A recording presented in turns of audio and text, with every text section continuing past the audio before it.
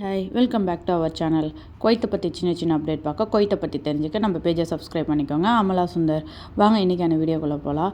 இன்றைக்கான வீடியோ என்னென்னா, ஒரு பிக் நியூஸ். விசாவில் தான் சேஞ்சஸ் ஆகிருக்கு. என்னென்னு பார்க்குறீங்க? விசானா அந்த லெவல்லாம் இல்லை. வாங்க என்னங்கிற ஃபுல் டீட்டெயில்ஸ் சொல்கிறேன். இந்த வீடியோவை மிஸ் பண்ணாமல் பாருங்கள். குவைத்தில் இன்றைக்கி மழைங்க. நான் இருக்கிற ஏரியாவில் லிமிட்டடாக தான் பெய்யுது. அவுட்டர் சைடில் நிறையா இருக்குது அப்படின்னு சொல்லி கேள்விப்பட்டேன். ஸோ இந்த மழை முடிஞ்சதுக்கப்புறம் ஆட்டோமேட்டிக்காக வெதர் சேஞ்ச் ஆகி ஒரு 12 டிகிரி 11 டிகிரிக்கு வந்துடும் அப்படின்னு சொல்லி சொல்கிறாங்க. ஸோ எனக்கு இது என்னங்கிறது சரியாக தெரியலை. இங்கே இருந்தவங்க எல்லாருமே அப்படி தான் சொல்கிறாங்க. இது குளிர் இல்லை, இதுக்கு மேலே இருக்கும் அப்படின்னு சொல்லிட்டு. வாங்க வீடியோக்குள்ளே போகலாம். ஸோ என்ன விசா ப்ராசஸ் அப்படின்னா, 2013 குவைத் வந்து ஒரு டூரிஸ்ட் பிளேஸாக மாறப்போகுது அப்படிங்கிற இன்ஃபர்மேஷன் வந்திருக்கு.